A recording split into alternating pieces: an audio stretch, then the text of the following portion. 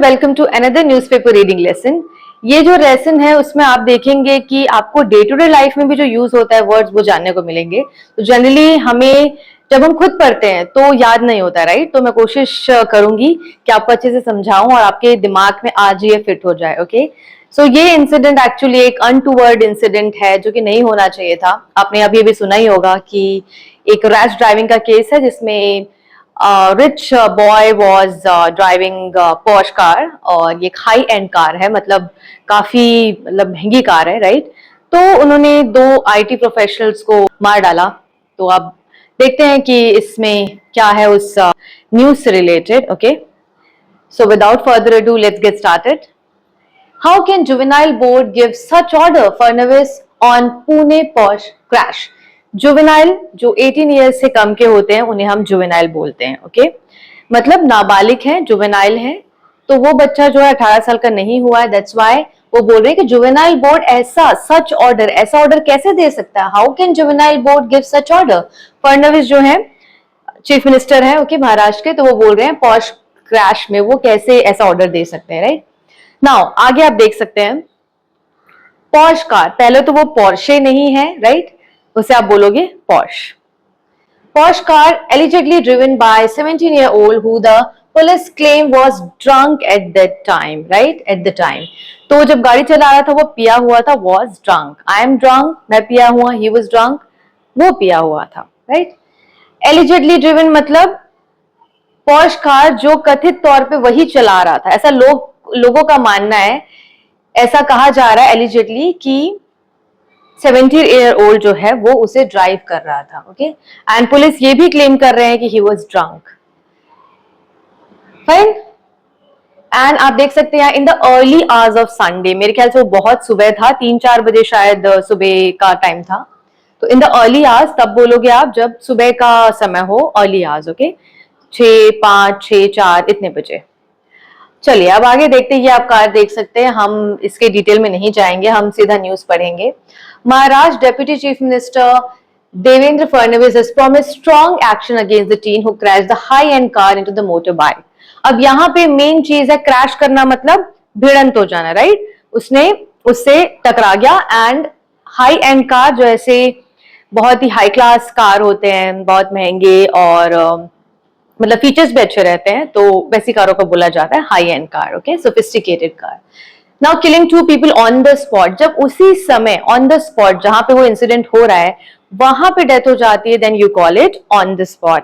He died on the spot, मतलब वो उसी समय तत्काल वहीं पे उसी जगह पे उसकी डेथ हो गई, right? On the spot. Now lenient punishment, अब ये बोल रहे हैं कि कंडेम किया है, कंडेम करना मतलब निंदा करना, right? I condemn this act, मतलब मैं उसकी निंदा कर रही हूं कि ऐसा क्यों हुआ, राइट? ये सही नहीं है। So he condemn the lenient punishment given to the boy by the juvenile justice board. अब देखिए वो 12th क्लास का बंदा है, like you know he was drunk, वो अपने 12th क्लास के रिजल्ट्स को सेलिब्रेट करने के लिए ही वाज ड्रिंकिंग, तो एक तो वो गलत कर रहा था, और दूसरा इतना ही वाज ड्रंक दैट होश ही नहीं था कि क्या चला रहा है, राइट? तो एज के हिसाब से ये डिसीजन देना आई पर्सनली थिंक रॉन्ग, क्योंकि इसका mental as is something different, right? तो वो बच्चा नहीं है, भले वो 18 से थोड़ा सा कम है, बट इज अडल्ट, राइट? तो अब क्या कर सकते हैं, जुवेनाइल बोर्ड को वैसे ही देना पड़ेगा। दैट्स व्हाई वो बोल रहे हैं कि जो लीनियंट पनिशमेंट दी है वो गलत है, एंड उसे आई कंडेम, तो mister Fadnavis is condemning. Okay, तो वो उसे जो है निंदा कर रहे हैं उसके। फाइन, अब आगे देखते हैं कुछ इंपॉर्टेंट वर्ड हो तो। Yes, in contrast with the heinous crime, अब आगे पूरा पढ़ लेते हैं। Mr. Fadnavis condemned the lenient punishment given to the boy by the Juvenile Justice Board, a 300-word essay on accidents, working with the traffic police for 15 days and undergoing counseling for his drinking, in contrast with the heinous crime.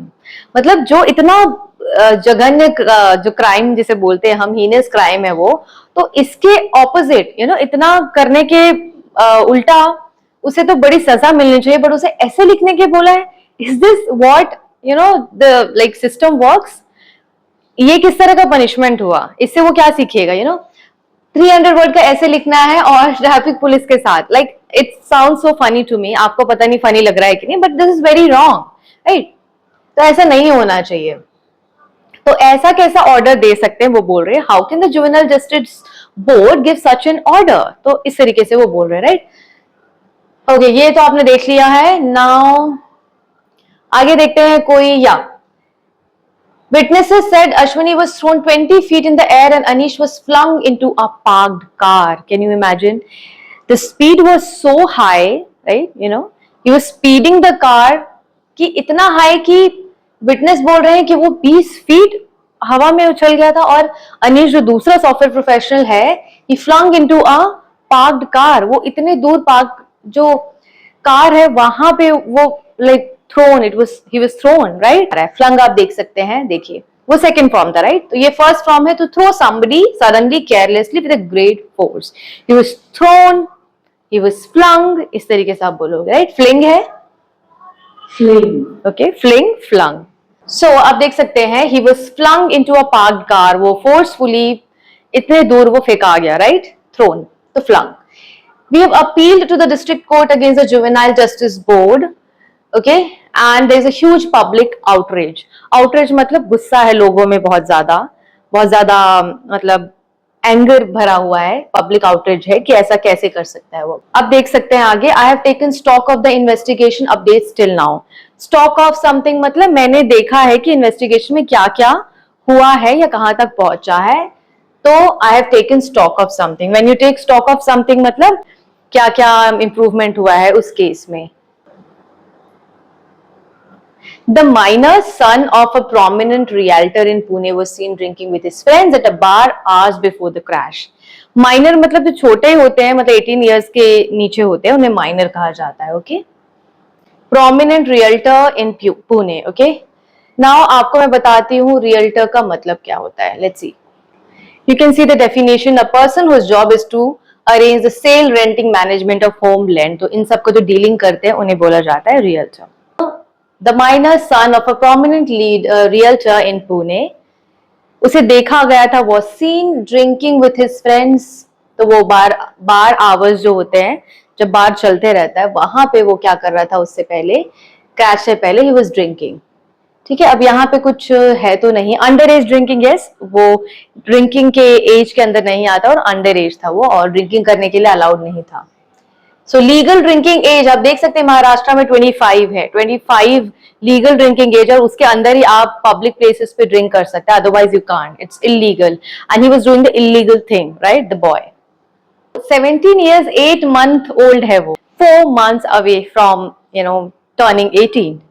तो just 4 महीने में हम क्या decide कर सकते हैं कि वो जुवेनाइल है कि वो अडल्ट है, दिस जो माइनर जो डिफरेंस है, हेयर लाइन डिफरेंस है इसमें बिल्कुल, तो हम ये नहीं बोल सकते कि उसने कोई क्राइम नहीं किया है, राइट। अब आप देख सकते हैं, as per the Nirbhaya case, anyone above 16 old should be considered an adult in case of heinous crimes. अब निर्भया केस तो सबको याद है, everybody knows the pain of Nirbhaya case.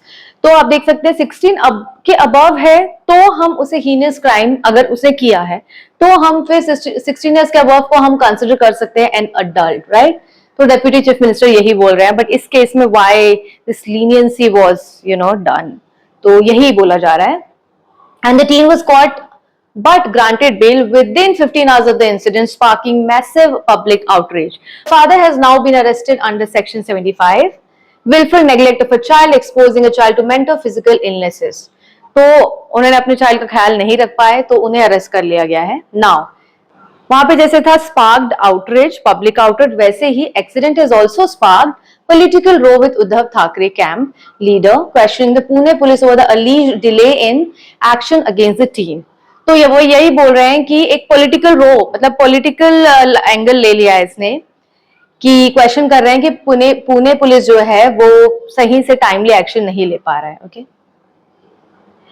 यहाँ पे आप बोल रहे हैं कि वो बहुत सख्ती नहीं दिखाया उसने, बहुत सॉफ्ट है उसके साथ, राइट, नरमी दिखाया, तो आप बोल सकते हैं went soft on the accused minor, जिसके फादर रेप्यूटेड रियलिटी डेवलपर हैं, आपको बताया था रियल्टर, राइट, एक वर्ड बताया था। अब अरेस्ट कर लिया है कोजी बार के जो ओनर है, उनको भी अरेस्ट कर लिया गया है, right. Speaking to NDTV, mister Kumar said that they were building a water tight case against the teen to try him as a minor. अब यहाँ पे एक वर्ड है वाटर टाइट, watertight केस हम बनाना चाह रहे हैं. Watertight case argument or agreement is one that has been so carefully put together that nobody will be able to find a fault in it. Watertight बनाने की कोशिश की जा रही है, ऐसे एविडेंस इकट्ठे करने की कोशिश की जा रही है कि पता ही मत चले कि अच्छा इसने इतना बड़ा एरर किया है, इतना बड़ा क्राइम किया है, राइट. तो वाटरटाइट करने की कोशिश की गई है और चाह रहे हैं कि मर्डर ना देखा जाए उसे. अब आपको बताया था कल्पेबल होमिसाइड, राइट. होमिसाइड मतलब किसी और को मारने की कोशिश करना, बट मर्डर नहीं है वो, राइट. Culpable homicide. चलिए मैं फिर से आपको इसका मीनिंग दिखा देती हूँ. मैंने आपको एक बार बताया भी था.